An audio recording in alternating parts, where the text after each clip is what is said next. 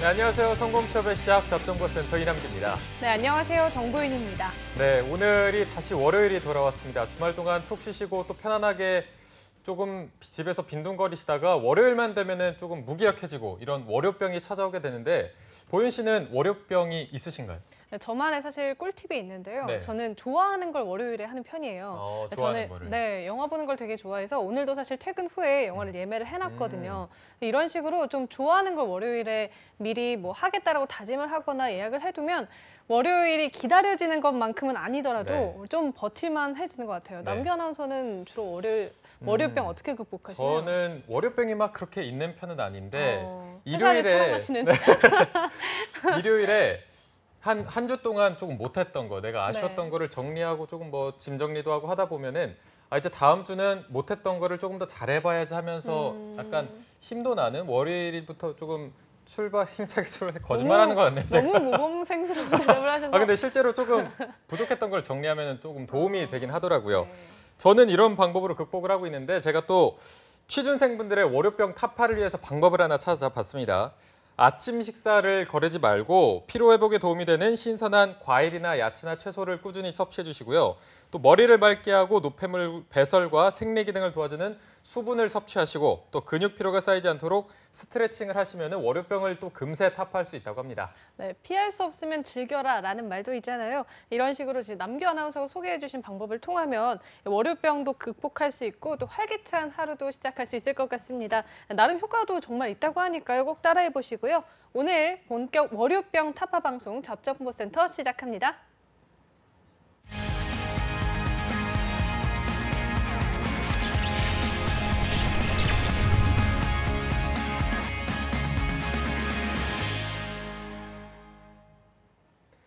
네, 춥고 어둡고 막막한 우리 취준생 여러분들에게 인생의 봄날을 안겨드릴 특집입니다. 봄날은 온다 시즌 2. 자, 이번에는 채용 비리라는 폭풍이 은행권 시장을 덮치면서 2018년 상반기 은행권을 준비했던 분들은 굉장히 조마조마한 시간을 보내셨을 것 같은데요. 그래도 다행히 은행권 채용 시장이 얼어붙지 않고 일부 은행권들이 상반기 대규모 공개 채용을 시작했다는 반가운 소식입니다. 네, 그래서 오늘은 은행권 취업을 준비하시는 취준생들이 꼭 한번 만나고 싶어하는 분을 모셨습니다. 은행권 취업의 전설이자 레전드 미스터뱅 류수환 컨설턴트 나와 계십니다. 어서 오세요. 안녕하세요. 네, 안녕하세요. 네, 저희 잡정보센터 상당히 오랜만이신데 혹시 뱅쌤께서는 월요병 타파하는 노하우 좀 있으세요? 병 자체가 없습니다. 정말요? 저는 은행에 있을 때부터 항상 월화수목 금금금 생활을 해왔기 때문에 월요일이라는 개념이 별로 없고요. 네. 저는 그냥 월요일이면 그냥 일주일 중에 하루? 뭐 이런 생각밖에 없네요. 생각보다 우울한 대답이 조금 당황스럽긴 한데 그래도 한 달 만에 또 여기 잡정보에서 출연을 해주셨는데 예. 그동안 뭐 하시고 지내셨는지 한번 말씀 부탁드릴게요. 그렇죠. 3월 달에 우리 국가적인 차원에서 보면 3월 달에 우리 그 봄, 아까 우리 오프닝 멘트에서 있었듯이 봄이 온다. 참 그 3월 달을 휩쓸었던 단어 아니겠습니까? 네. 네. 근데 아까 오프닝 멘트에서도 봄날은 온다라고 했는데 네. 우리 취준생들한테 봄날이 좀 왔으면 좋겠다는 생각이 좀 드는데 그게 아직 좀 아쉽네요. 3월 달은 뭐 그래도 그나마 우리 은행권 채용이 좀 떠서 네. 그 농협은행, 기업은행, 그 지금 최근에 우리은행까지 취준생들하고 지금 열심히 잘 보내고 있습니다. 네. 이제 말씀하신 것처럼 그래도 조금 얼어붙을 거라는 전망과는 달리 많은 은행들이 대규모 공개 채용을 시작했습니다. 먼저 이번 상반기 은행권 채용의 진행 상황부터 말씀해 주시죠. 예, 상반기 금방 말씀드렸던 것처럼 그 2월 달이었죠. 2월 달에 그 농협은행에서 6급 채용이 350명 채용이 있었습니다. 네. 350명 채용은 지금 완전히 끝났고 이제 연수 중에 있을 것 같은데요. 그 350명, 그다음에 지금 기업은행에서 170명 채용을 하고 있고요. 그다음에 지금 가장 최근에 지금 떠 있는 은행이 우리은행에서 200명 채용이 떠 있고 그 이외에 좀 규모는 작지만 수협은행이 행원급 20명, 텔러 50명 해서 70명 채용을 하고 네. 이 다 합하면 한 790명, 800명 정도 됩니다. 800명 정도 되는데 작년 상반기를 보면 작년 상반기는 전체적으로 은행권에서 한 370명 정도 네. 채용을 차이가 했습니다. 많이 나네요. 원래 많이 늘어났죠. 네. 작년 상반기 대비. 네. 물론 이제 하반기는 또 지켜봐야 되겠습니다만은 2016년도 상반기, 그러니까 재작년이죠. 재작년 상반기에는 한 100명 정도밖에 채용을 안 했습니다. 그러니까 올해 상반기는 우리 취준생, 은행권 취준생 여러분들한테 올해 상반기는 최근 근래 한 3년 정도 사이에 괜찮은 상반기다라고 네네. 생각을 하고 뭐 지금 떠 있는 우리은행 열심히 적극적으로 지원을 해야 되겠죠. 네. 사실 저희가 오프닝에도 잠깐 언급을 했지만 이 은행권의 채용 비리 때문에 아직까지 주요 은행 몇 곳은 그 여파 때문에 지금 공고를 미루는 상태거든요. 하반기 채용 규모는 어떻게 예상하시나요? 예, 이번 하반기 작년 하반기가 약 1,800명 정도 채용을 했었습니다. 네. 은행권에서. 그게 이제 작년 2017년도 5월 달에 대통령 취임을 하고 첫 이제 채용 시즌이었고 그때 당시 청년 일자리에 대해서 우리 정부 차원에서 되게 많이 강조를 하지 않았습니까? 네. 근데 올해 하반기 같은 경우도 이제 2차년도 정부 출범으로 보면 2차년도인데 작년 하반기 대비 같거나 크지 않을까라는 일단 예측을 하고 네. 실제로 언론이나 뉴스에서는 하반기에 또 작년 하반기에 되게 이 붐이었습니다. 큰 장이 선다라는 게. 근데 올해 하반기에도 또 금융권 채용에서 큰 장이 있을 거다라고 이렇게 언론에서도 지금 이야기를 하고 있습니다. 그런 관점에서 봤을 때 올 하반기도 작년 하반기 1,800명 대비 같거나 큰 정도, 커지는 정도 그런 식으로 예측을 하고 있습니다. 네. 자, 일단 뭐 상반기에도 800명 정도 채용이 예상이 되고 하반기에도 작년과 마찬가지로 같거나 더 많이 채용할 것이라고 예상을 해주셨는데 사실 지난달 3월 30일부터 우리은행 신입 행원 지원 접수가 시작이 됐습니다. 200명 채용이라는 대규모 공개 채용을 했는데 작년과 비교해 보면 좀 어느 정도의 수준일까요? 예, 지금 우리은행이 채용 공고를 내고 지금 서류 접수 기간 중인데요. 발표를 통해서는 우리은행이 올해 2018년도에 750명을 채용하겠다고 발표를 했습니다. 네. 지금 이제 상반기에 200명을 뽑으니까 하반기에는 550명을 뽑겠다는 이야기죠. 네. 근데 우리은행이 작년 같은 경우에는 한 400명 정도 채용을 했습니다. 네. 2017년도에. 작년 연간 한 400명 정도 채용을 생각했을 때 올해 750명을 뽑으면 상당히 늘어나는 거죠. 네. 물론 그 사이에 이제 인턴 채용이라든가 뭐 글로벌 인턴 뭐 이런 그 채용이 포함될 수도 있습니다만은 그 숫자를 감안하더라도 작년보다는 늘어나는 개념입니다. 그래서 아까 말씀드렸던 하반기에 다시 큰 장이 열릴 거다라고 하는 게 우리은행의 지금 연간 채용 규모 이것만 봐도 좀 짐작이 가고 우리은행 같은 경우에 작년도 대비 거의 한 100% 가까이 늘어나고 있으니까 네. 우리은행 취업도 지금 상당히 좋은 기회가 되죠. 예. 네, 근데 그 은행권 채용 비리 여파 때문에 이 은행들이 채용 과정에 있어서 투명성이나 공정성 이런 것들을 또 상당히 많이 중시할 것으로 보이는데 네. 우리은행의 채용 과정에서는 어떤 변화들이 좀 있나요? 예, 이 채용 아까 우리 오프닝 멘트에서도 말씀 주셨는데 그 채용 비리라는 문제가 있지 않습니까? 네. 이게 작년 연말이었는데 이 채용 비리 문제가 우리은행을 스타트로 해서 사실 불거졌던 내용이었습니다. 네. 이 채용 비리 문제만 가지고도 뭐 충분히 한 3박 4일은 이야기를 할 수 있을 것 같은데 이 은행권에 대해서 뭐 그 정도까지 지금 오늘은 그게 주제가 아니니까 네. 우리은행에 지금 어쨌거나 우리은행으로부터 시작된 그 채용 비리 문제, 뭐 우리은행이 원초적으로 잘못했다 이런 문제는 아니고요. 네. 모든 은행의 문제지만 그걸 이제 우리은행이 어떻게든 결제 해제 차원에서 이번에 이제 채용 공고를 내는데 이번 채용의 특징을 보면 우리은행이 한 6가지 정도를 제가 이제 추려 보니까 이렇게 생각해 볼 수 있겠더라고요. 네. 첫 번째는 채용 비리 문제나 이것 때문에 첫 번째 이제 외부 위탁이라고 하는 차원이 하나 있고요. 네. 그다음에 다른 은행들하고 다르게 또 이제 정책적인 차원과 다르게 스펙을 기록하고 있더라는 겁니다. 이번 채용이. 그러니까 스펙이라고 하면 과거에 토익과 금융 자격증 같은 거를 기록하지 않았는데 그 내용들을 기록하고 있더라. 그다음 세 번째는 지역 인재를 좀 강조하고 있더라. 네 번째는 지원 분야가 좀 세분화되더라. 다섯 번째는 필기 시험이 다시 부활되더라. 이 채용 비리와 연관되는 부분일 수 있겠죠. 네. 네. 그 여섯 번째는 자소서 항목이 이제 학생들이 우리 취준생들이 가장 궁금해하는 자소서 항목이 좀 일부 변화가 있더라. 뭐 이런 6가지 정도 특징으로 저는 이렇게 분석을 해봤습니다. 네. 일단 특징을 잘 정리해 주셨는데 저희가 하나씩 조금 세부적으로 살펴볼 필요가 있을 것 같습니다. 자, 은행권에서도 일단 이번 채용에서 비리의 의혹을 조금 싹을 자르겠다 이런 다짐을 밝히고 있는데 첫 번째가 외부 용역. 이게 구체적으로 어떤 식으로 진행이 되는 건가요? 예, 그 외부 용역을 사실 그 먼저 스타트한 은행은 우리은행이 아니고 기업은행이었습니다. 네. 기업은행이 요번 상반기에 170명을 뽑으면서 완전히 외부 위탁 용역을 줬죠. 이제 그 다음에 우리은행도 지금 따라가고 있는데 지금 은행권에서는 TF 은행연합회 차원에서 그 인사 담당자 TF를 만들어서 채용 비리를 차단할 수 있는 방법을 지금 모색 중에 있습니다.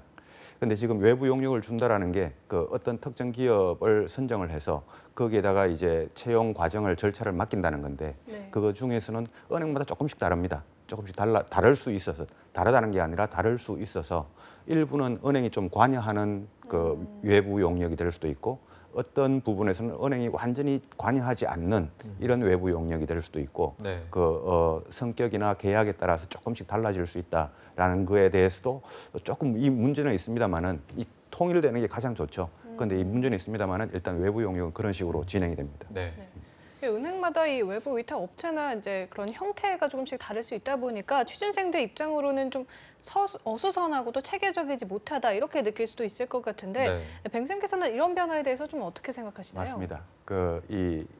참 안타까운 게 지금 은행권에서 지금 결자 해제 차원이라고 제가 아까 말씀드렸는데 일단 우리 흠이죠. 은행의 입장에서 봤을 때는 흠이라고 할 수 있는데 이 흠을 없애다 보니까 미처 취준생들의 입장까지는 고려하지 못하는 이런 상황이 좀 발생할 수도 있고 또 우왕좌왕하거나 또 이제 각 은행끼리 은행별로 시스템이 좀 달라지거나 이런 문제가 생길 수 있어가지고 학생들, 취준생들은 상당히 우왕좌왕하고 있습니다. 네. 뭐 도대체 어느 장단에 춤을 춰야 되냐, 어떤 용역 기준, 어떤 그 채용 기준에 내가 준비를 해야 되냐 이런 관점에서 상당히 좀 우왕좌왕하고 좀 혼란한 그런 상황을 겪고 있으니까 아까 은행권이 지금 TF에서도 지금 은행연합회 TF에서도 물론 고민을 하겠습니다만은 좀 취준생까지 좀 감안한 취준생들 입장을 좀 감안해가지고 모범 기준을 만들어내는 게 급선무 중에 하나다라고 저는 이렇게 생각을 하고 있습니다. 네. 이게 취준생분들 입장에서는 외부 용역과 관련해서 가장 궁금한 게 자소서 평가가 아닐까 싶은데요. 이게 외부 기관에 채용을 위탁하게 되면 자소서 평가는 그런 기준이나 이런 것도 다 바뀌게 되는 건가요? 예, 아까 말씀드린 것처럼 아까 이제 용역을 주더라도 은행별로 조금씩 달라질 수 있다 그랬는데 네. 어떤 은행은 뭐 은행명은 구체적으로 이야기하지 않겠습니다만은 어떤 은행은 일단 자소서 평가를 그러니까 용역 업체죠. 용역 업체에서 하되 주관을 가지고 하되 우리 은행 직원들을 파견을 보내줘서 네. 평가하는데 도움을 얻도록 하겠다라고 하는 이런 정도의 자소서 평가 기준도 있고 어떤 은행은 자소서 평가 그냥 너희들이 다 해.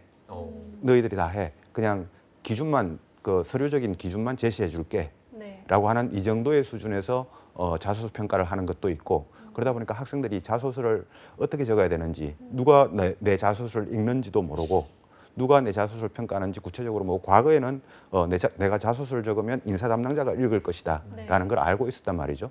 근데 지금은 용역 업체에서 읽을지 아니면 인사 담당자가 읽을지 누가 내 자소서를 평가하는지도 모르고 자소서를 적어야 되다 보니 혼란스럽고 안타까울 따름이죠. 빨리 기준이 마련돼야 되겠죠. 네. 예. 네, 확실히 취준생 입장에서는 내가 쓴 자소서를 누가 읽을지를 전혀 짐작을 할 수가 없다 보니까 굉장히 혼란스러울 것 같은데요. 네. 이어서 이제 두 번째 특이사항 한번 살펴보겠습니다. 이 블라인드 채용과 또 스펙에 대한 내용인데요. 사실 정부에서는 블라인드 채용을 굉장히 독려하고 있는데 이번 지원에서 우리은행은 스펙을 기록하게 했다고 말씀하셨는데 이거는 어떻게 봐야 할까요? 이 깝깝한 이야기를 많이 하는데요. 네. 그렇죠. 역주행이죠. 역주행인데 이 학생들이 참 깝깝해하고 있습니다.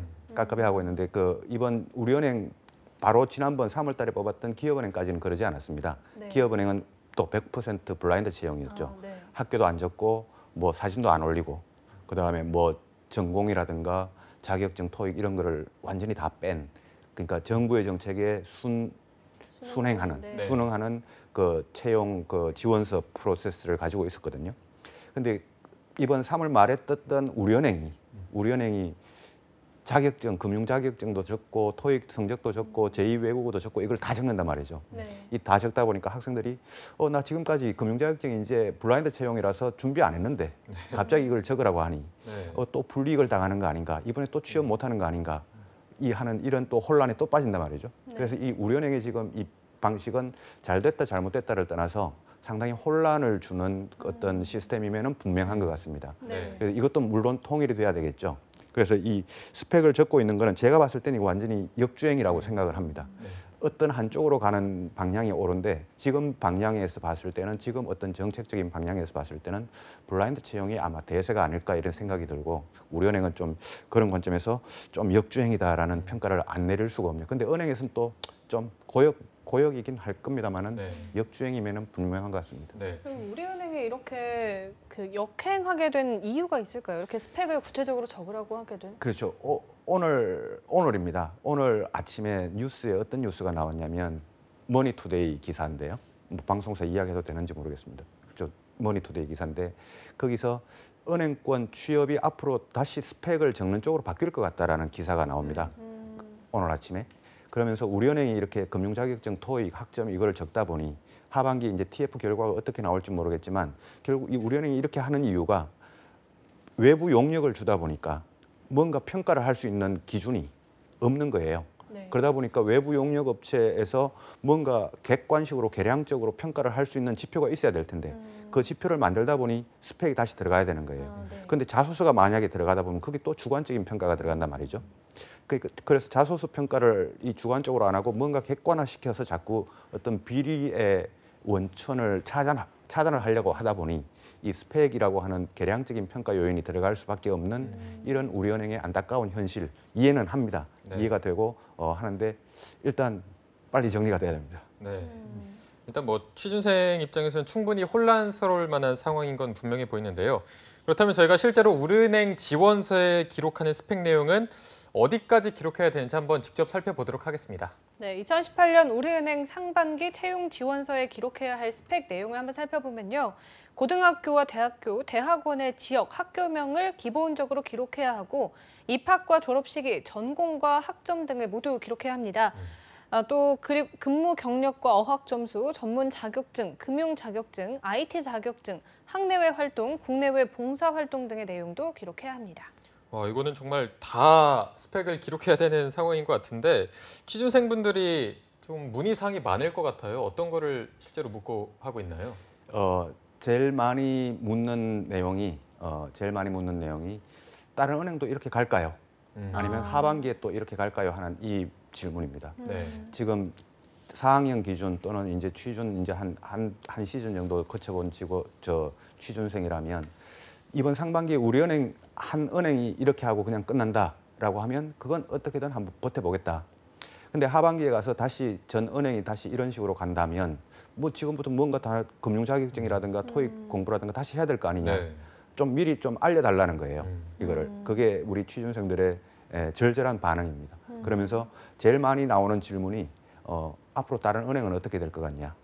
그리고 이 추세가 우리 은행의 이 추세가 앞으로 계속 이어질 것 같냐라는 이 질문인데 저는 그렇게 답변합니다. 사실 저도 모릅니다. 그건 저도 알 수가 없는 그쵸. 게요. 예. 어떻게든 이 TF 은행연합회 차원에서 하는 이 TF 기준안이 빨리 나와서 어떤 학생들한테 통일된 기준으로 취업 준비를 할 수 있게끔 이렇게 만들어주면 좋겠는데 네. 아까도 제가 말씀드렸다시피 은행들이 지금 자기 흠을 가리기 바쁘다 보니까 취준생들 입장까지 생각하지 못하는 자기들 입장밖에 생각하지 못하는 이런 결과가 나오지 않을까 그게 참 안타까운 뿐입니다. 네. 그러면 이렇게 은행권에서 채용이 제도가 변화한 게 이번이 처음인 건가요? 아니 과거에도 있었습니다. 과거에도 진짜요? 네. 참 그때도 상당히 깝깝했던 상황이었는데요. K은행 K은행. 우리 네. K은행 큰 은행이죠. K은행에서 2012년도였습니다. 갑자기 그 전에 예고도 없이 네. 지원서에다가 29건의 인문학 서적을 리스트를 주고 이 중에 읽었던 책을 체크하라는 그 지원서 항목이 있었습니다. 네네. 그때 K은행에 지원하려고 이 지원 항목을 체크하다 보니까 29가지 책이 전부 다 인문학 서적인데 대학생들이 잘 읽는 책들이 아니란 말이죠. 그렇죠. 그러다 보니 이거를 체크를 하나도 안 하고 내자니 내가 책을 평소에 안 읽는 것처럼 보일 것 같고 체크를 하자니 거짓말이고 네. 이 우왕좌왕하는 그런 상태가 있었죠. 그래서 한때 2012년도, 13년도, 14년도까지 이 K은행을 중심으로 인문학 바람이 불었었는데 그때 한번 취준생들이 이 채용 시스템이 바뀌는 거 보고 저한테 와서 처음에 했던 말이 이겁니다. 선생님, 저 이민 가고 싶어요. 그래 왜라고 하니까 저 이런 취업 시장에서 버티기 참 힘들 것 같아요. 그 이야기를 하는데 지금도 그 장면이 눈에서 잊혀지질 않고 그 친구는 다행히 지금 K은행 그 은행 들어갔습니다. 들어갔나요? 예. 들어갔는데 우리 취준생들의 그 마음이 진짜 이 가슴 속에 저한테도 남아 있는 게 참 안타깝습니다. 그렇죠. 답답하죠. 네. 인문학 서적이라니 약간 뜬금없다는 생각이 들기도 하는데 그러면 그 선택한 책들이 채용 과정의 추후에 좀 영향을 미쳤나요? 뭐 면접에서 예, 면접에서 물어보면. 질문을 했죠. 면접에서 이제 예를 들어서 제가 도스토옙스키의 뭐 제어벌 체크를 했다. 그러면 면접에서 제어벌에 이런 내용이 있는데 여기에 대해서 어떻게 생각하냐. 이런 식으로 이제 체크를 합니다. 실제로 읽었는지 안 읽었는지 검증을 하는 거죠. 그러니까 학생들 입장에서는 읽지도 못하고 안 읽지도 못하고 읽어야 되고 네. 그러니까 일단 체크해놓고 서류 제출하고 책을 이제 서점에 가서 책을 삽니다. 과연 이게 진짜 인문학인가라는 그런 생각을 하면서 그때 당시 좀 그런 채용 시스템, 채용 제도의 변화는 학생들한테 좀 먼저 인사 담당자 차원에서 은행 차원에서 충분히 고민이 돼야 되고 그렇죠. 두 번째는 그 취준생들한테 미리 예고가 돼야 됩니다. 이 수능이 항상 이 3년 전부터 예고하는 것하고 똑같이 3년씩이나 텀을 주지 않더라도 한 6개월 정도는 꼭 예고가 돼야 된다는 거예요. 네, 아무래도 말씀하신 것처럼 좀 급작스러운 채용 변화보다는 사전에 취준생들에게 고지를 반드시 해주는 게 좀 필요하다고 생각이 되는데요. 네. 어쨌거나 현실적으로 이번에는 좀 이미 공고가 떴으니까 그렇다 치더라도 올해 상반기에도 추가로 공고가 뜰 은행들이나 아니면 하반기 채용에서는 좀 이번 우리은행처럼 이렇게 될 것으로 예상을 하시는지 뱅쌤께서는 좀 어떻게 보시나요? 예, 이번 상반기에는 지금 남아있는 은행이 신한, 국민, 하나 이렇게 세 군데 은행이 이제 채용이 남아 있습니다. 네. 남아 있는데 지금 국민은행은 우리 취준생분들이 다 알다시피 그 채용 비리 문제 때문에 그 인사 담당하시는 분이 그 지금 그 은행에 안 계시고 지금 그 이 안 좋은 데 계시고요. 그 이 하나은행 같은 경우에는 그 이 항상 그 매년 하반기 채용을 많이 해왔었습니다. 그런 차원에서 지금 만약 상반기 뜬다면 신한은행 정도가 더 채용이 있지 않을까라는 생각이 들고 빨리 그 채용 비리 문제 이게 뭐 아까도 말씀드렸습니다만은 뭐 3박 4일 이야기를 해도 끝이 안 날 문제지만 제 개인적으로는 뭐 우리 TF 결과에 크게 기대를 하진 않지만 빨리 끝나고 취준생들한테 아까도 이야기했듯이 진짜 봄이 좀 왔으면 좋겠습니다. 네. 뱅쌤도 많이 답답해하시는 것 같은데, 자 이번에 토익이나 자격증 서류 전형 점수에 포함이 된다는 건데 뭐 우대라는 표현이 돼 있고요. 그렇다면 이게 실제로 점수에 얼마나 영향을 미치는지 이 부분도 많이 궁금해하실 것 같거든요. 네. 이번에 우리은행 같은 경우가 이제 우대라는 표현이 적혀 있죠. 네. 지원서에 적혀 있는데 우대라는 표현은 점수를 준다는 겁니다.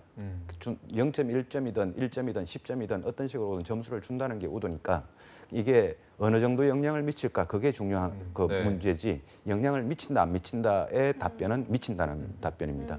그럼 지금 아까도 말씀드렸습니다만 난 지금까지 블라인드 채용을 믿고 준비 안 했는데 갑자기 토익이 이제 적으라고 하니 난 토익 점수가 없는데 안 적으니까 난 좀 불이익을 받을 수 있겠네. 불행한 표현이지만 하여튼 받을 수 있습니다. 미리 만약에 이제 여러 가지 취업을 준비하면서 토익 성적을 가지고 있었다면 쥐꼬리만큼이라도 0.1점이라도 우대를 받을 수 있을 텐데 그 점은 좀 안타까운 현실이고 만약에 우리은행이 이제 우대라고 하는 게 좀 점수의 배점이 좀 작아서 이번에 우대 점수의 폭이 좀 작아서 믿고 준비 안 했던 학생들이 좀 불이익을 덜 볼 수 있도록 그렇게 어떤 배점 시스템을 만들어 놓았기를 바랍니다. 네. 네. 어찌됐든 기존의 뭐 토익이라든지 금융 자격증을 뭐 준비했던 학생들은 좀 본의 아니게 이번에 득을 볼 수 있겠네요. 그렇죠. 기존에 일반 대기업을 준비하면서 토익 준비했던 학생들. 그다음에 나는 뭐 비전공자니까 금융 자격증이라도 하나 따볼까 해서 미리 준비했던 학생들. 이런 학생들은 하나라도 더 체크할 수 있으니까 0.1점이라도 우대는 받을 수 있을 거라고 보여집니다. 네. 이게 정말 확실한 게 없다 보니까 취준생분들도 준비하면서 많이 답답해하실 것 같은데, 자 그럼 또 바로 세 번째 특징에 대해서 살펴보도록 하겠습니다. 세 번째 특징이 지역 인재에 대한 강조를 많이 하고 있다 이렇게 말씀해 주셨는데 이번 지역 인재 채용에서 특징이 있다면 어떤 게 있을까요? 이번 지역 인재는 그 특징을 제가 한 2가지 정도를 생각해 봤는데요. 네. 과거 지역 인재, 이제 지역 전문가, 뭐 은행별로 이런 표현을 사용하면서 네. 지역 전문가를 채용하는데, 첫 번째 특징이 지역 인재 근무 조건입니다. 이게 네. 과거에는 각 은행들이 모두 한 5년 정도 근무하면 이제 본인 의사나 은행 사정에 따라 다른 지역으로 이동이 가능한, 그래서 5년이라는 이 조건을 달고 있었는데, 이번에는 그냥 퇴직 시까지 계속 그 지역에서 근무한다는 거예요. 우리 은행에서.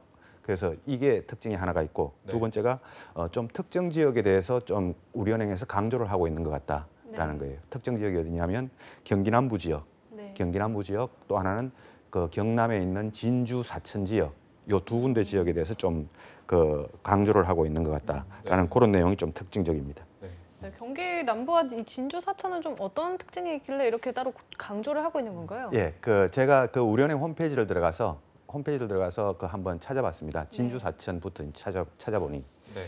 그 경남에 가면 뭐 통영, 진주 사천 옆에 이제 통영도 있고 뭐 여수는 전라남도지만 그 각 이제 좀 그 군단위, 시단위 작은 시가 있거든요. 근데 보면 거기 지점이 하나씩밖에 없어요. 근데 여기 진주 사천만 여기만 지점이 5개가 있습니다. 네.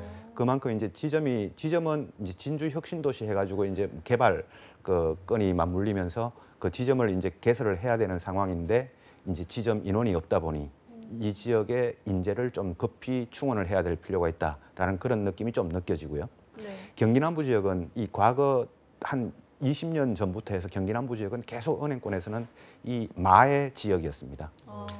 그 사람을 보내기가 참 어려운, 네. 사람을 찾기가 어려운 경기 남부 지역이 어떤 지역인가 하면 평택, 시화, 안산, 뭐 오산, 동탄, 여주 네네. 뭐 이 정도 이르기까지, 이 정도까지 여기는 참 그 분명히 계속 개발에 대한 붐이나 이런 니전이 있는데, 네. 그러다 보니 지점은 자꾸 개설을 해야 되죠. 네. 공단이나 이런 것들이 많이 생기다 보니. 근데 그쪽에 인재들이 잘 없어요. 인재들이 잘 없어서 항상 그 인재를 뽑기가 어려운 지역이 이 경기 남부 지역이었습니다. 그래서 이번에도 특히 진주 사천은 뭐 우리은행만의 조금 특이한 문제라고 할 수 있어도, 네. 경기 남부 지역은 전 은행권의 공통적인 문제입니다. 네. 이 경기 남부는 뭐 지원자가 많이 없고 인재도 없고 진주 사천에만 또 5개가 있고 주변에는 많이 없다고 하셨는데, 이 지역에 사는 지원자가 있잖아요. 뭐 평택, 기흥, 시흥, 동탄, 여주 이런 데 사는 지원자에게는 조금은 더 유리한 전형이 아닐까요? 예, 그럴 수 있습니다. 지금 지역 인재 지원 요건이 그 지역 해당 지역에서 고등학교를 졸업하거나 대학교를 졸업하거나 둘 중에 하나인데, 네. 진주 사천을 지원하려고 그러면 그 지역에서 이제 고등학교나 대학교를 나와야 되죠. 네. 예를 들어 진주에 그 국립경상대학교라고 있습니다. 거기 나오면 이제 유리할 수 있겠죠. 근데 이 경기 남부 지역은 조금 그 어떤 특성이 있냐면은 그 지역색, 그러니까 어떤 특정 지역의 색깔이 좀 옅은 지역입니다. 네. 그러니까 누구든지 가서 근무할 수 있는 거죠. 네. 그러다 보니 경기 남부 지역은 특정 고등학교, 특정 대학교를 나오지 않더라도 경기 남부는 지원할 수 있다는 거예요.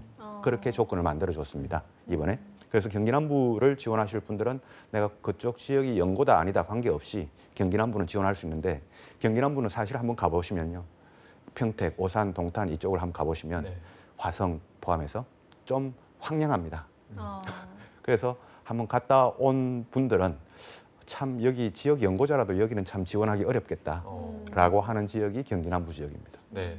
어쨌든 경기 남부 지역은 약간의 전략적인 지원도 필요가 해 보입니다. 예.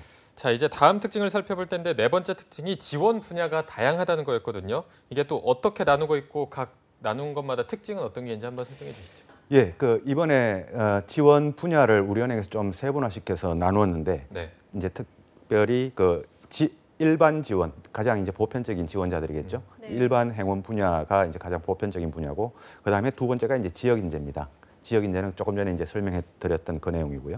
그다음 3번째가 IT 분야가 2개로 나눠집니다. 네. 하나는 그냥 순수 IT, 하나는 디지털. 근데 네. 둘 다 공대생들, 그러니까 컴공이나 이쪽 공학 계열 지원자들이 지원할 수 있는 분야인데, 네. IT라고 되어 있는 분야는 그냥 우리가 전통 프로그래머나 전통 IT를 생각을 하시면 될 것 같고, 네.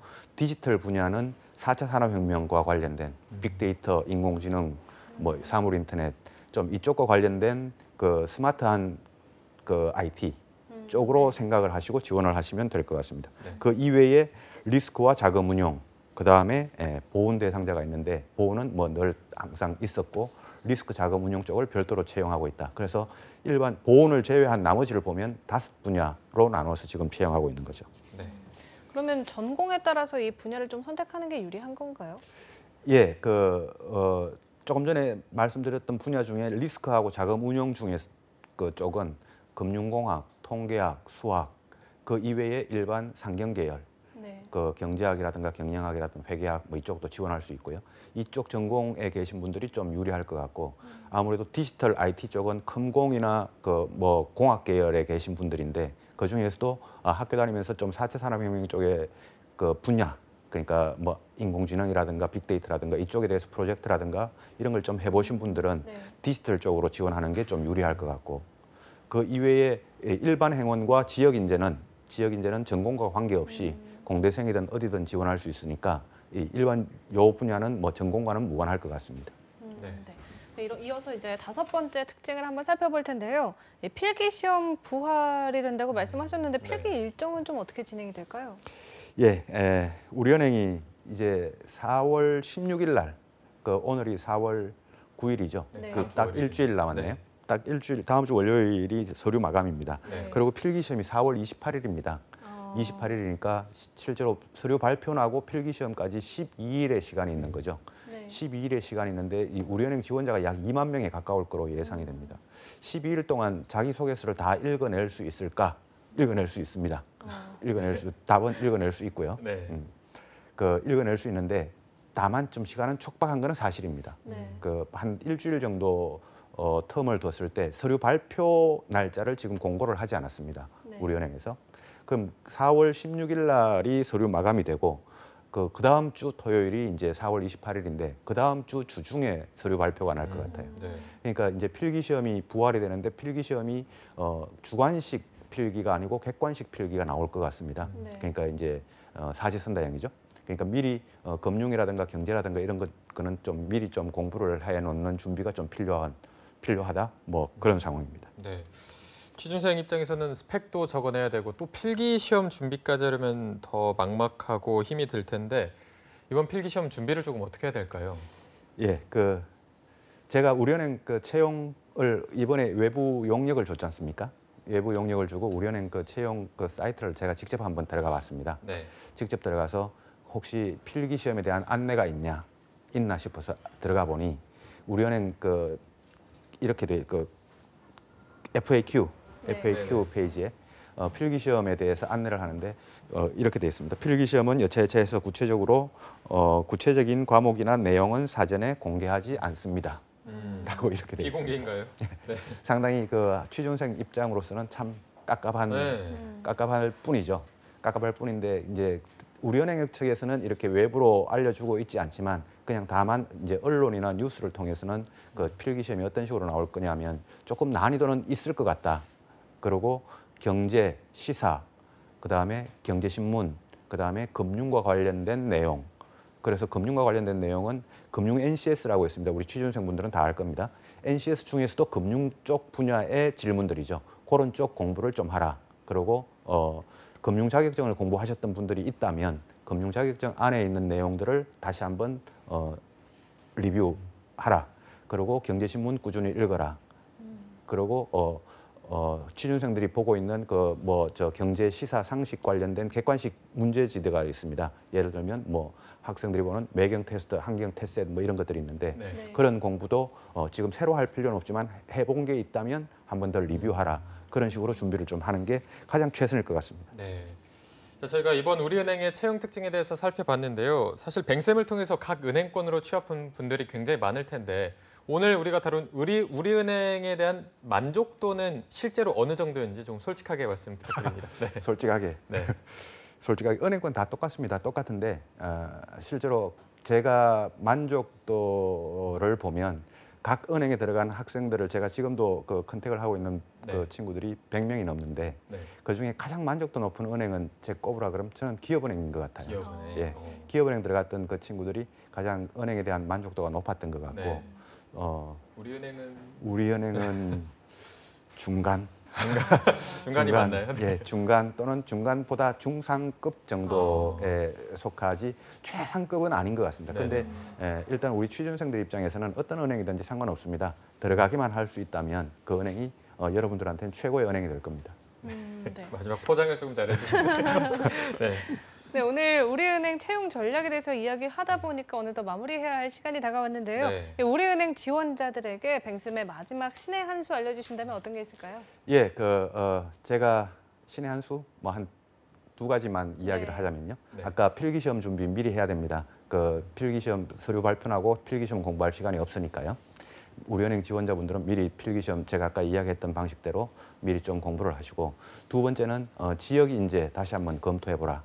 요 말씀을 좀 드립니다. 지역 인재 중에서도 진주 사천 지역, 지역 인재 우리은행에 나와 있는 그 지역 인재 항목들 지역들이 있습니다. 그 지역에 해당되시는 분들은 가급적이면 서울 전국구로 지원하지 마시고 지역 인재로 이번에 지원하는 게 더 낫지 않을까라는 개인적인 생각. 특히 경기 남부 지역에 대해서 한번 더 고민해 보시라는 그 요 말씀으로 드리겠습니다. 네, 알겠습니다. 자, 오늘 도움 말씀 주신 커리어 칼리지의 류수환 컨설턴트님, 뱅쌤 고맙습니다. 고맙습니다. 네, 고맙습니다. 네, 잡정보센터 1부에서 준비한 소식은 여기까지고요. 잠시 후 2부에서는요. 한유진 캐스터와 함께하는 전국 각지의 생생한 채용 소식을 알아보는 일자리 방방곡곡이 준비되어 있고요. 네, 또 취준생들을 위한 발빠른 소식 전해드리는 취업인 뉴스도 준비되어 있습니다. 여기서는 이제 취준생들이 가장 어려워한다는 자소서 작성 전략도 전해드릴 예정이니까요. 네, 어디 가지 마시고요. 채널 고정!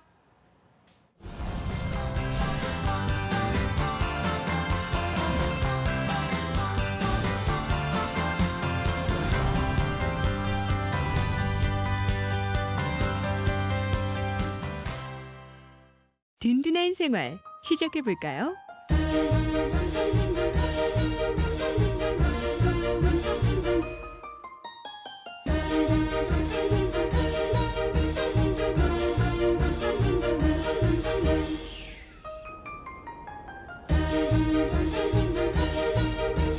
누구든 노후가 든든해야 하니까.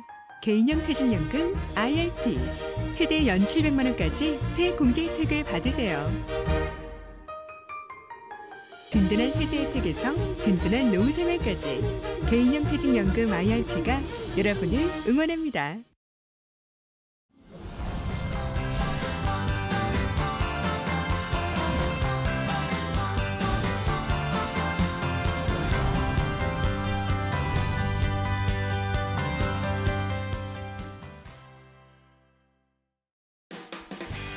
네, 성공처벌 시작 잡정보센터 2부의 문을 또 활짝 열어봤습니다. 저희가 2부에서는요.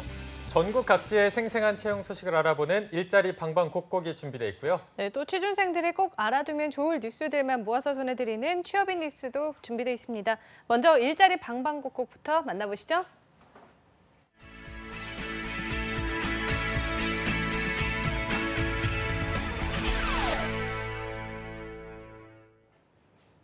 네, 매일매일 전국 각지의 생생한 채용 정보를 알아보는 일자리 방방곡곡. 오늘은 월요일마다 만나 뵙는 김건우 주무관님이 계시는 전라도 광주부터 연결해 보도록 하겠습니다. 주무관님 안녕하세요. 네, 안녕하세요. 광주 고용복지플러스센터 김건우 주무관입니다. 네, 먼저 첫 번째 채용 소식부터 전해주시죠.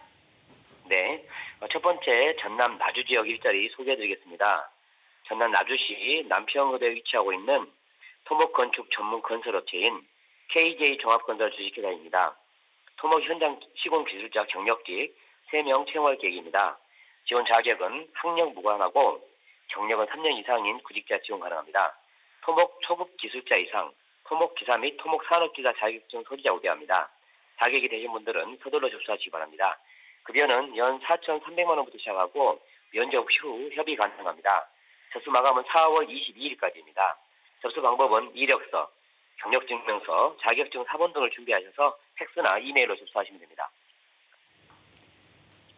네, 3년 이상 경력자를 채용 예정이라고 합니다. 관련 구직자 여러분들의 빠른 지원 바랍니다. 주무관님 바로 다음 소식도 전해주시죠. 네, 두 번째 소식, 취업특강 소식 준비했습니다. 광주 고용복지플러스센터에서는 지역 구직자에 대해 취업을 위해 취업 성공에 필요한 노하우를 알기 쉽게 알려주는 취업특강 프로그램을 제공합니다. 5월 일정 알려드리겠습니다. 5월 14일 산업안전보건 교육 및 일자리를 위한 나의 이미지 전략, 5월 21일 상업준비 및 효율적인 자산관리와 생애 주기별 재무설계 등을 각각 운영할 계획입니다. 프로그램은 오후 1시 30분부터 5시 30분까지 강주 고용센터 9층 취업특강실에서 진행됩니다. 참여를 희망하는 구직자분들은 일정을 참고하셔서 미리 오픈에서 통해 신청하거나 고용센터를 직접 방문하여 접수하셔야 합니다. 프로그램과 관련한 궁금한 사항은 국번 없이 1350번으로 연락하시면 됩니다. 네, 구직자 여러분들을 위한 많은 행사를 준비하셨다고 하니까요. 관심 있으신 분들의 많은 참여 바랍니다. 네, 주무관님 오늘 소식 고맙습니다. 네, 고맙습니다.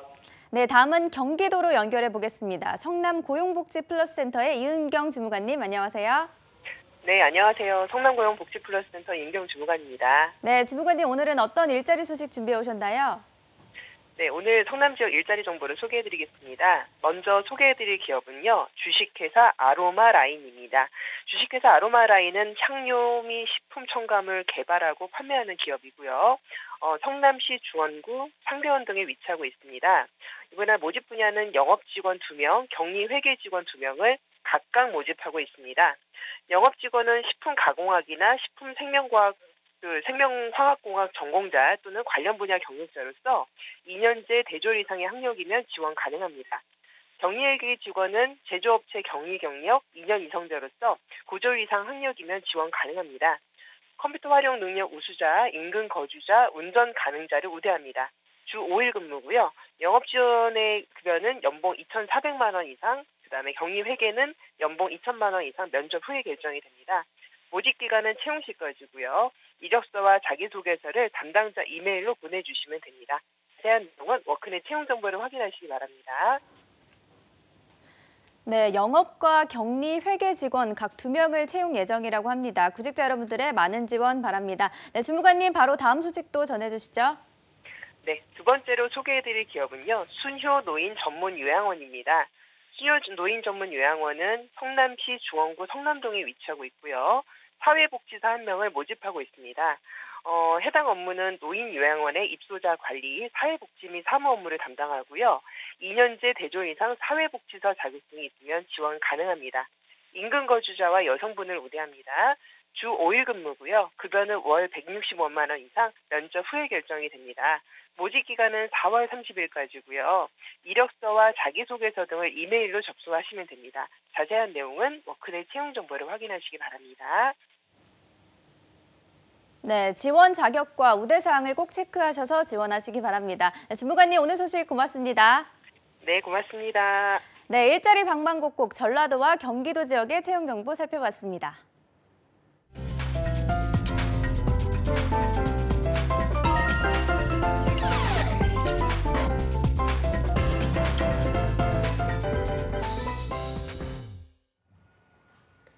네, 구직자들이 꼭 알아야 할 소식들을 발빠르게 알아보는 코너죠. 취업인 뉴스 시간입니다. 네, 오늘 소개해 주실 2부의 도우미 한유진 캐스터 나와 있습니다. 어서 오세요. 안녕하세요.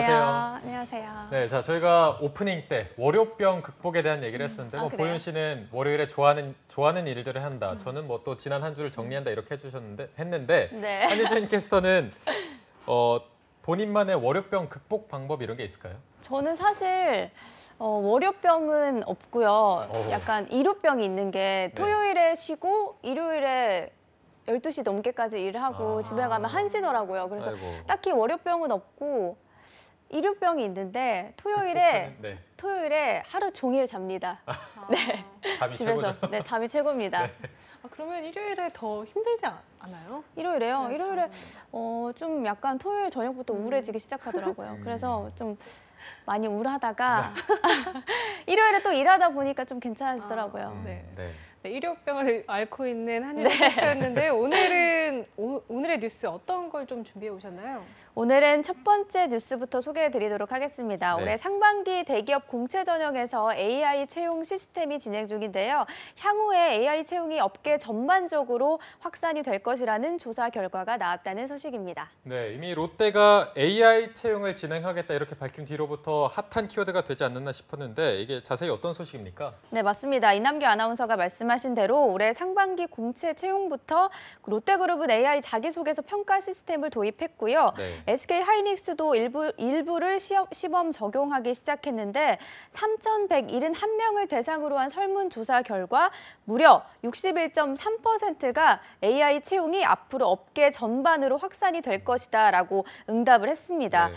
그런데 AI 기술을 활용한 직원 채용 시스템에 대한 입장으로는 긍정적이다가 50.9%고요. 부정적이다가 49.1%로 팽팽한 입장을 보이고 있습니다. 네. 거의 50대 50 반반인 것 같은데 먼저 긍정적으로 보는 입장에서는 이렇게 어떤 이유들을 가지고 긍정적으로 보는 건가요? 네, 먼저 가장 많이 꼽힌 이유로는요. 바로 부정행위 검증입니다. 네. 자기소개서나 면접 단계에서 지원자 표절이나 부정행위 여부를 효과적으로 검증할 수 있을 것으로 봤는데요.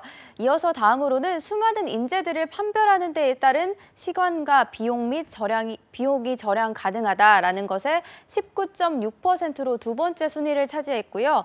채용 시스템 기록 확인을 통해서 기업의 채용 비리 문제를 해결할 수 있다가 다음이었고 4차 산업혁명 시대로 나아가는 세계화의 흐름에 발맞춘 시도다.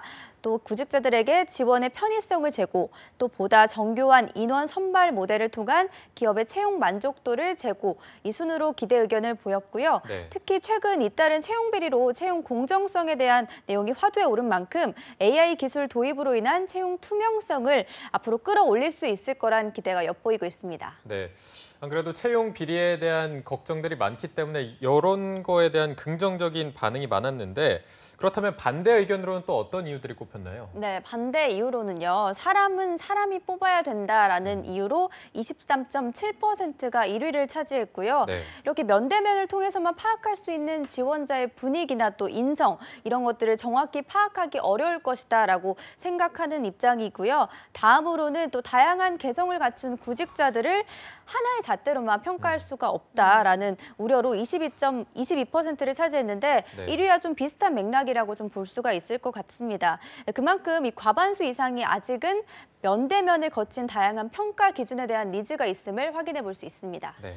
저도 비슷한 생각인데 이 기계를 통해서 부정행위 검증은 확실히 좀 효과가 있을 것 같지만 아무래도 약간 분위기나 좀 뉘앙스나 이런 것들은 그쵸. 기계로 좀 판단하기에 아직까지는 좀 한계가 있지 않나 이렇게 생각이 듭니다. 또 다른 이유들은 어떤 게 있던가요? 네, 다른 이유들도 살펴보도록 하겠습니다. 전형에 통과할 수 있는 모범 답안이 암암리에 퍼져서 채용 시스템 자체가 유명무실해질 수 있다라는 점이고요. 또 시스템 조작을 통해서 채용 비리가 기업들 사이에서 더욱 만연해질 수 있다는 점, 또 AI에게 평가받는 사실 그 자체가 구직자들에게 거부감을 줄 수 있다. 이 세 개 이유가 비슷한 비율을 차지했고요. 이 외에도 또 신입 채용 등에서 적용 가능한 채용 과정이 한정적일 것이다. 또 기업에서 보여주기 식의 채용 마케팅에 그칠 것이다라는 반대 의견도 나왔습니다. 네, 이게 취업 준비생들의 입장에서 느껴지는 점이 가장 중요할 텐데 취준생들이 직접 피부로 느끼는 취업 가능성도 AI에 대해서 달라질 것 같은데 실제로 어떻습니까? 네, 흥미로운 사실은 AI 도입으로 인해서 예측되는 취준생들의 취업 가능성은 어떻냐라는 질문에 52.7% 과반수 이상이 크게는 달라지지 않을 것이다라고 답을 했습니다. 네. 이렇게 아직은 해당 기술이 채용 과정에 있어서 당락을 크게 바꾸진 않을 것이라고 생각하는 것이 대부분이고요. 네. 이어서 채용 가능성이 커질 것이다라고 답한 비율은 22.6%, 작아질 것이라고 답한 비율은 23.7%로 비슷하게 집계가 됐습니다. 네. 네, 우리 취준생들은 아직까지는 이 AI를 통한 AI 채용 도입이 채용 과정에서 큰 영향까지는 미치지 않을 것이다라고 생각하는 비율이 좀 많았는데 네. 아직까지는 기술적 문제로 인해서 깊숙이 적용이 되지 않기 때문에 아무래도 큰 부담으로 다가오지는 않는 모습인 것 같습니다. 네, 새로운 방법이 좀 도입될수록 아무래도 취준생이나 회사 입장에서나 좀 신중한 검토가 좀 필요해 보이는데요. 다음으로는 어떤 뉴스가 좀 준비되어 있나요? 네, 다음 뉴스는요. 올해 대기업 상반기 신입사원 공채가 본격화되면서 이번에는 그 춥다 하는 취업 한파를 벗어날 수 있을까 다들 조금은 기대를 하고 계실 텐데요. 하지만 취업 문턱은 여전히 높습니다. 일명 취준생들의 대기업 취직 바늘구멍 뚫기는 올해도 힘겨울 것으로 예상이 되는데요. 그래서 이번 공채 시장의 핫한 주제 5가지를 준비해 왔습니다. 네, 핫한 주제 5가지 중에 바로 첫 번째 주제를 알아볼까요? 네. 핫하다고 하기엔 첫 번째 주제가 좀 암울하긴 한데요. 네. 바로 상반기 신입 공채 시장 여전히 불투명입니다. 최근에 한국경제연구원이 매출액 500대 기업을 대상으로 한 2018년 상반기 채용 계획을 조사한 결과 올 상반기 채용 계획을 확정하지 못한 기업이 무려 44%나 달한다고 합니다. 네. 채용 계획을 확정하지 못한 기업이 44%나 되는 건가요? 네, 그렇습니다. 500대 기업 중에서 182곳이 응답을 했는데요. 80곳이 채용 계획을 확정하지 못했다고 답을 했고요. 그중에서 17곳인 9.3%는 오히려 작년보다 신규 채용을 줄일 것이다라고 응답을 했습니다. 또 5곳인 2.7%는 아예 상반기 신규 채용이 없다라고 밝혔습니다. 네. 이게 채용을 늘리기로 한 기업이 더 궁금할 텐데 늘린다고 한 기업은 또 얼마나 되나요? 네, 채용을 늘리겠다라고 답한 기업은 조금 슬프지만요. 8.8%인 16곳 정도밖에 되지 않았습니다. 네.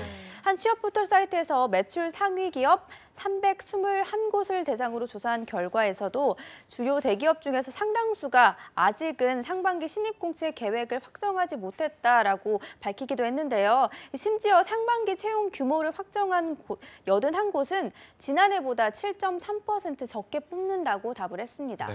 네, 아직까지 이 신입 공채 시장이 여전히 불투명한 상황인 게 취준생들 여러분께는 굉장히 안타까운 뉴스가 아닐까 그런 생각이 드는데요. 네. 바로 두 번째 주제로 한번 넘어가 보도록 하겠습니다. 네, 두 번째 주제는요. 바로 기업들이 직무 적합형 인재 채용을 강화한다라는 소식인데요. 이번 상반기 대기업 채용은 일명 융합형 인재보다는 해당 직무에 적합한 인재를 뽑는 직무 적합형 인재 채용이 한층 강화된 점을 들을 수가 있습니다. 삼성그룹과 현대차그룹이 상반기부터 상식과 역사 에세이를 폐지한 점을 유명한 사례가 대표적인데 네. 이에 취준생들은 최근 기업들이 블라인드 채용을 확대하고 있기 때문에 직무와 능력 중심의 채용 방식 변화에 맞게 대비를 좀 해주셔야 할 것 같습니다. 네. 저희 잡정보센터를 꾸준히 시청하신 분들이라면 이 내용에 대해서는 많이 알고 계실 것 같은데 자신의 전공에 집중하고 또 직무랑 연관성이 있는 인재가 더 유리하다는 점을 더 기억을 잘 해주시고요. 바로 다음 세 번째 주제 알아볼까요? 네, 세 번째는요. 그룹 공채에서 계열사별 채용 기업도 확대가 된다는 점입니다. GS는 그룹 공채 없이 계열사별로 채용을 진행합니다. 먼저 GS건설은 서류 접수는 마감을 했고요. 네. 3월 중에 채용 절차를 마쳤습니다. 또 GS 리테일 또한 영업관리 직군에서 서류 접수를 통해서 채용을 마감했고요. GS ENR과 GS 칼텐스, GS EPS 등 다른 계열사들도 순차적으로 상반기 채용 계획을 준비하고 있습니다. 네, GS만 이렇게 계열사별 채용을 진행하는 건 아니죠? 그렇습니다. 한화그룹 또한 올해 진행을 하고 있는데요. 올해 그룹 전체적으로 상반기 약 400명, 또 하반기에 약 600명 해서 총 1000명가량을 채용할 예정이라고 하고요. 또 LG그룹은 전자와 화학, 디스플레이 등 계열사별로 각각 진행을 하지만 지원자별로 최대 3곳의 계열사에 지원할 수가 있다고 합니다. 삼성은 전자계열사와 비전자 계열, 금융계열 등 계열사별 채용을 또 진행하고 있습니다. 네, 이 내용이 많아서 조금 힘드신 것 같은데 거의 다 왔습니다. 자, 네 번째 주제 한번 바로 들어가 볼까요? 네. 삼성, 현대차, LG그룹, 하나그룹이 채용 절차를 간소화했습니다. 구직자들의 부담을 덜기 위한 차원으로 결정된 사안인데요. 먼저 가장 대표적인 사례가 바로 삼성이 G사트에서 상식 영역을 없애고 5과목에서 4과목으로 줄인 것인데요. 다음으로는 2013년부터 실시해온 역사 에세이 작성을 폐지하기로 한 현대차 사례 또한 다들 아실 거라고 생각이 듭니다. LG그룹은 정부의 블라인드 채용 기조에 맞춰서 입사 지원서에 어학 성적과 자격증 등 스펙 입력란은 없앴고요. 마지막으로 또 한화그룹은 스펙보다는 업무 적합성에 중점을 두고 인재를 뽑기 위해서 대기업 최초로 인적성 검사를 폐지해서 채용을 진행하고 있습니다. 네. 네, 말씀해주신 조건들이 취준생에게는 굉장히 큰 부담이었을 텐데 이렇게 돼서 정말 다행이라는 생각이 듭니다. 드디어 이제 마지막인데요. 마지막 주제는 어떤 건가요? 네, 이번 거는 저희 잡정보센터에서도 여러 번 소개를 해드렸던 주제인데요. 네. 바로 지원자가 서류를 제출하면 인공지능의 내용을 분석해서 인재상 부합도와 직무 적합도, 또 표절 여부 등을 평가하는 인공지능 시스템입니다. 롯데그룹이 이번에 처음으로 도입을 했는데요. 백화점과 마트 등에서 주요 계열사 중심으로 시범 도입하고요. 향후에 적용 범위를 점차 확대해 나갈 방침이라고 합니다. 편의점 CU를 운영하는 BGF 리테일도 빅데이터 검증 프로그램을 통해서 자기소개서의 성실도와 또 온라인 표절 여부를 심사한다고 합니다. 네. 한윤진 캐스터가 되게 힘겹게 이번 공채 시장을 5가지 주제로 정리를 해봤는데요. 좋은 소식도 있었고 나쁜 소식도 있었습니다. 그래도 그동안 여러분이 해오신 길이 있으니까 그거를 그대로 꿋꿋이 노력해보면 좋은 결과가 있지 않을까 생각합니다. 네, 저번 주에 저희가 광주 정보문화산업진흥원의 윤명희 차성님과 통화 연결을 통해서 네. 알게 된 고용 확정형 취업 연계 과정을 소개해드렸는데요. 문화 콘텐츠 산업에 관심이 많은 광주 인재들을 위해서 저희가 한 번 더 정리를 해드리고자 합니다. 네. 광주정보문화산업진흥원에서는요, 문화체육관광부 광주광역시 지원으로 광주 문화 콘텐츠 산업을 이끌어갈 인재 육성을 위해서 고용 확정형 취업 연계 과정을 개설합니다. 교육 대상은 콘텐츠 제작업체 및 관련 업계로의 취업을 희망하는 대학 졸업자, 졸업 예정자 및 일반인 구직자 대상으로 이루어지고요. 네, 또 현재 강의 종류로는 게임 개발과 3D 애니메이션, 3D 모델링, VFX로 이루어져 있고요. 교육기간은 올해 4월 16일부터 7월 31일까지 주 3회에서 4회로 진행이 됩니다. 시간은 오후 1시부터 6시까지 하루에 5시간으로 교육이 진행이 되고요. 장소는 광주 영상복합문화관과 광주 CGI 센터 교육장입니다. 모집 인원은 15명 내외로 소수 정예로 수업이 진행이 되고요. 참여 기업으로는 드래곤플라이, W바바, 스튜디오 상단, 네이비, 블랙, 매그넘 스튜디오, MNLK, 엠바엠 미디어 등 많은 기업들이 참여하고 있습니다. 접수 기간은 올해 3월 23일부터 4월 10일까지로 일주일 정도 남아 있습니다. 네, 좋은 기회인 만큼 많이들 꼭 참여해 주시고요. 오늘 취업인 뉴스, 알찬 뉴스와 정보로 꾸며봤습니다. 오늘 소개해 주신 한유진 캐스터 고맙습니다. 고맙습니다. 네, 잡정보센터 1부에서 오늘 모두 준비한 소식은 여기까지고요. 내일도 우리은행 상반기 공채 합격을 위한 자소서 전략을 짚어드리는 봄날은 온다 시즌2는 계속됩니다. 내일 방송도 기대 많이 해주시고요. 네, 저희는 내일 오전 10시에 다시 웃는 모습으로 찾아뵙겠습니다. 시청해주신 여러분 고맙습니다. 고맙습니다.